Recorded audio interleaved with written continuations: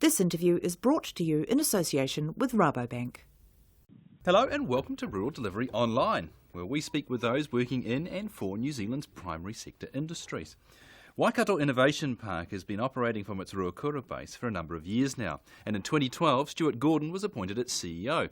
In June this year, a $5 million expansion of the park's Waikato plant was opened. Stuart, welcome.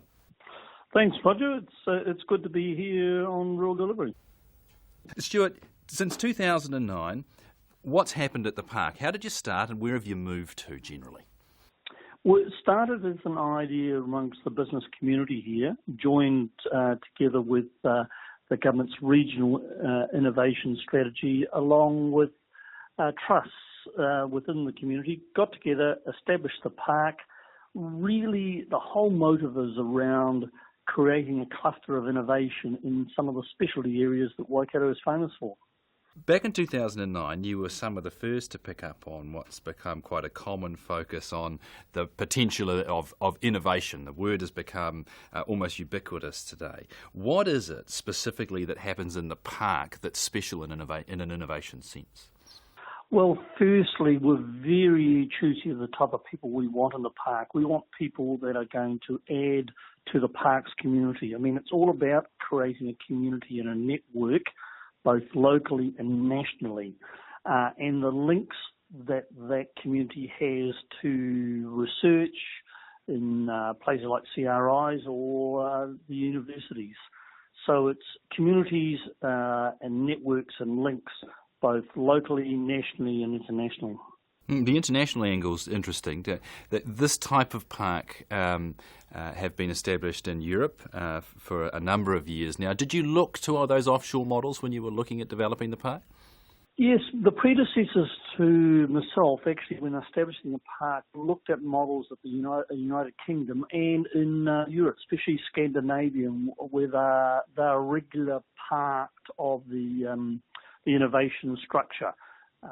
Generally a amalgamation between private enterprise and the local government or central government, but they are I think in the United Kingdom there's something like over 100 of these parks. Now, if I visited the park tomorrow, what would I see? What does the physical infrastructure look like? Well, physically we have 3 buildings. By the end of the year, we have over 10,000 square metres of office space available. And you'll see a community which is a mixture of laboratories, offices, a mixture of clients and tenants ranging from the large $100 million plus company to the small startup 1-2 person.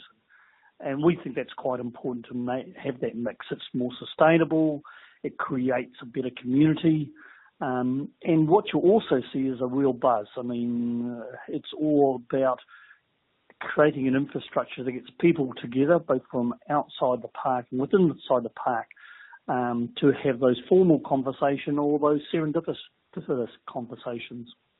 Because there is a difference here, isn't there, between being a landlord and running what is a true cluster?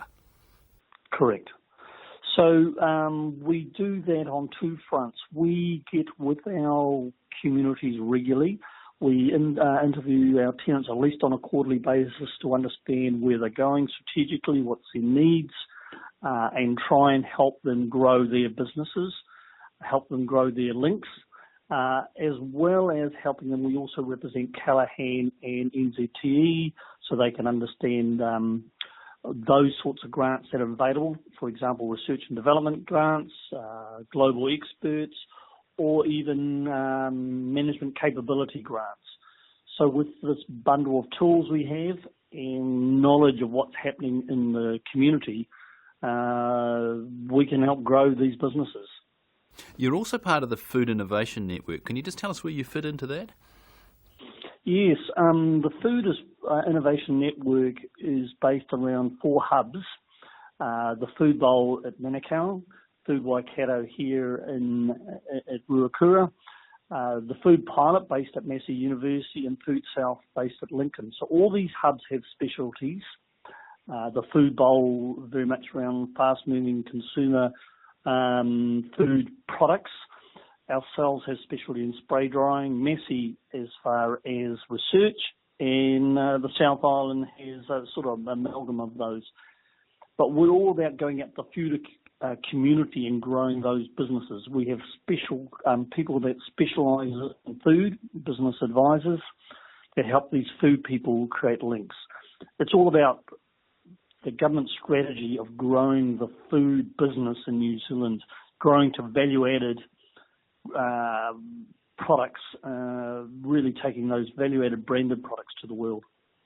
Now, you mentioned just your expertise in spray drying just then, and it was indeed the last time we spoke that you opened that spray dryer, but you've had a lot of demand in it, and you've just added some pretty flash new capability to it. Can you tell us a bit more about that?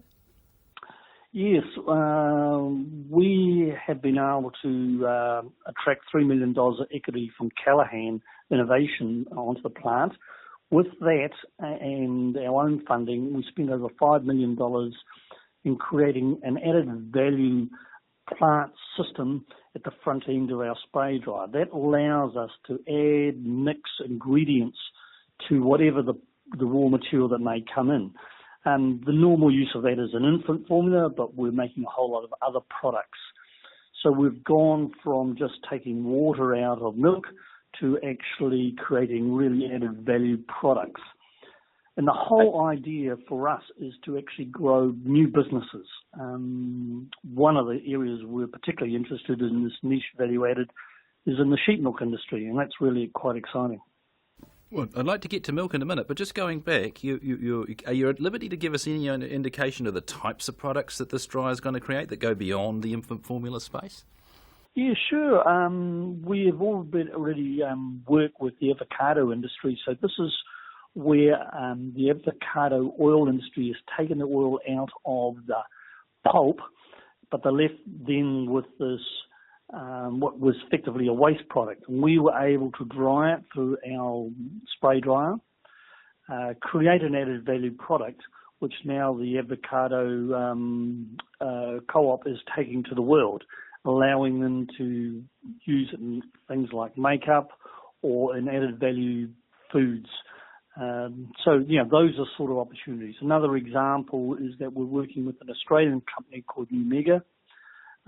We announced that joint venture, which by adding on some specialised equipment in the plant to actually create omega-3 and omega-6 powders, which is a high-value ingredient that goes into infant formulas.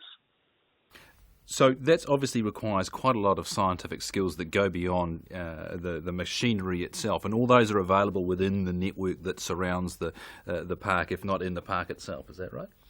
Yes, but we also work with clients, and our interest is to make new companies, new food companies in New Zealand. So we work with those clients' IP. We're an open access dryer, so they still own the IP about those products. And we're about owning the IP as how to turn that IP into actual final product.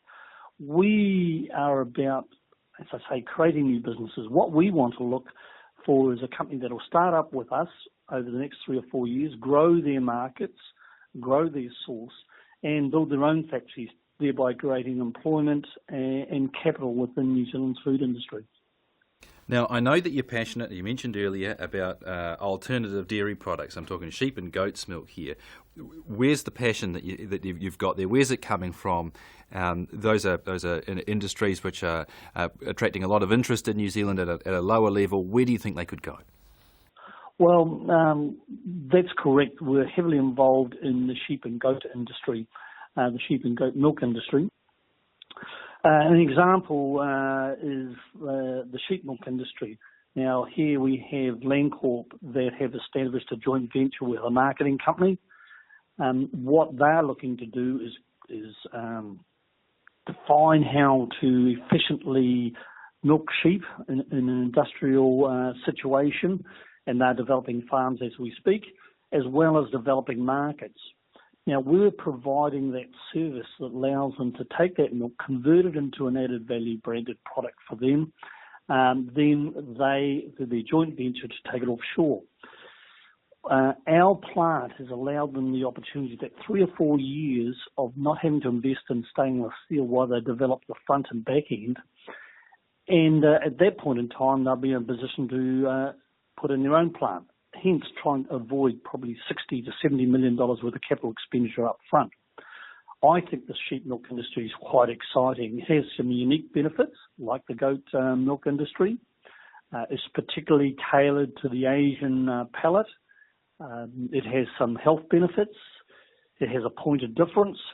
It's quite exciting. We can tell the New Zealand story about the sheep milk, and therefore attract those high-worth individuals that appear to pay a premium because it comes from New Zealand and the type of product it is. What sort of products do you think we're likely to see? Well, it'll be a range. It'll be around aged care formulas. It'll be around specialised infant formulas. But it'll be about nutrition right from birth all the way through. High-value ice creams with a specific taste. These are sort of some of the ideas the marketing company is working through, identifying the premium products that can carry that New Zealand story, the milk, the sheep milk story with it. Look, sounds cool, Stuart. Now, lastly, one of the big successes you've had is attracting Tetra Pak, an enormous multinational company, to the park. Is that an indication of the sort of direction the park's going to go? You're going to seek more of that large-scale offshore investment and bring in those big companies, or is it going to be more about smaller companies generating from New Zealand, or maybe a mix of both?